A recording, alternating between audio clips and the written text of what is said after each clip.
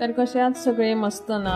आणि आजचा व्हिडिओ आहे माझ्या त्या मित्रमैत्रिणींसाठी ज्यांना वाटतं की शहरात गेले आणि मॉडर्न कपडे घातले की आम्ही आमचे कल्चरल ठेव विसरतो, किंवा त्या मित्रमैत्रिणींसाठी ज्यांना मी फिश घरीच क्लीन आणि कट करते हे बोलले की केस स्टार्ट होतात.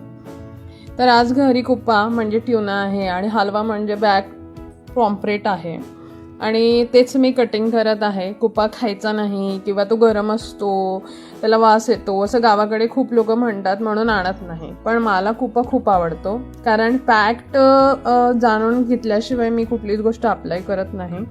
कुप्पा हा सगळ्यात हेल्दी फिश आहे बोंबील नंतर, कारण त्यामध्ये ओमेगा 3 फॅटी ॲसिड, विटॅमिन्स या सगळ्या गोष्टी असतात आणि आपल्या हार्टसाठी कुप्पा खूपच जास्त फायदेशीर आहे.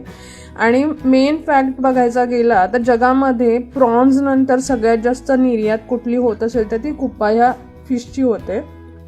त्यानंतर आहे आपला हलवा. आता त्याला तुमच्याकडे काय म्हणतात हे मला माहिती नाही, ते कमेंट करून नक्की सांगा.